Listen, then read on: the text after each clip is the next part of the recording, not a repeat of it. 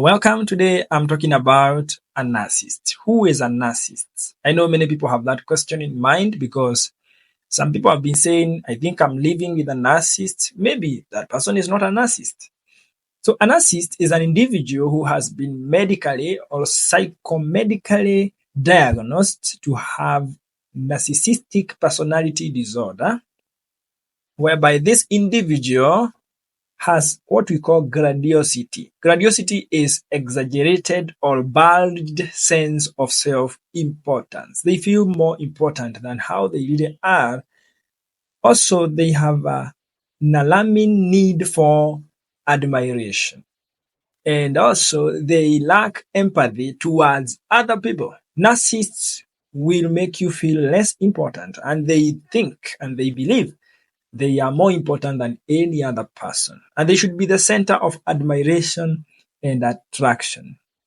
But an individual may have the narcissistic tendencies, but they are not typical narcissists. And we also have now the typical narcissist. But even if they have tendencies, it should not be ignored because those tendencies will impact on how they relate with other people and how they conduct their daily lives. That's who we call a narcissist. So now let's have an in-depth look at the signs that you are dealing with a narcissist. Let's go. So number one, a narcissist have to be the best, controlling everyone and owning everything. They want to be the most competent, and they want to be seen as people with the greatest achievement. No one has outdone them. And therefore, you have to go their way because their opinion is the best and yours is the least. Number two, they constantly seek for your attention. Even in the house, everything done and said in the house when they are there must be something to do with them, around them. They may even ask you to look for something, do this, do or that. It has to be about them. If you're on the phone and it's not about them, then you are doing something wrong. So it has to be they are the center of your attention all the time you are together. They will say something and do something to draw your attention towards them. And even every other member in the house or in the office to be about them. Okay? Number three, narcissists believe they are perfect and they should be perfect. And therefore, everything about life or life generally should go around what they see and how they envision things. So if you see things differently from how they see them, then you are wrong. You should be perfect like them because they are the marking scheme. No one is better than how they are and how they see things. Or anything different from how they see things is wrong. Number four, narcissists want to be the ones in control. And because of the sense of entitlement they have, therefore they feel they should be the ones in control and no one else but them. Number five, narcissists are perfect in the blame game. Things go wrong, they will blame you. If you go their way and things go wrong, then you are the one who did not cooperate properly. If you did not go their way and things go wrong, then that's the reason they went wrong, because you did not go their way. So you always be to blame. Number six, narcissists lack boundaries.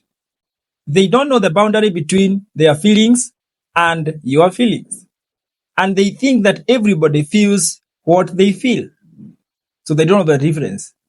And why even the difference should be there? Why are you not feeling what they are feeling? So number seven, a narcissist will lack empathy. That is, they are not able to understand the nature of your other people's feelings. And if they do, they will not be able to communicate that understanding. They completely lack empathy. Number eight is that narcissists will perceive everything as a threat. If you make some facial expressions, they will perceive that as a threat. They will interpret it to be negative. They are quite negative in interpretation of people's expressions, especially facial expressions, tonal variations, and all that. Number nine, narcissists will make decisions based on how they feel, not on how you feel or other people feel. Number 10, a narcissist is a selfish person. When things go well, they will take credit.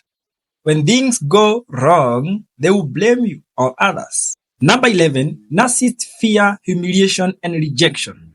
And they fear them so much that if you laugh they think you are laughing at them. They think you are rejecting them.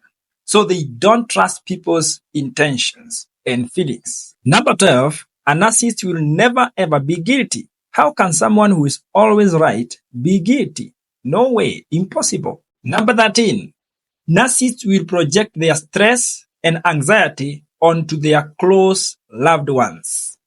And they will say it's because their loved ones are not caring and they are not supportive. That's why they are stressed. But they will not look at their own choices that have led them to the anxiety or stress or any other reason. You will be the reason why they are stressed.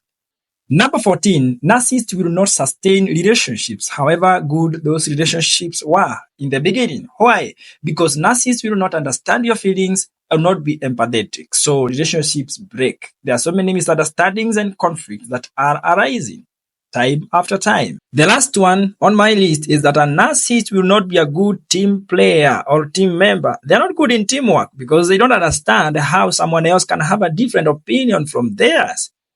How can someone else win a debate and yet they have the best way of seeing things and they are perfect?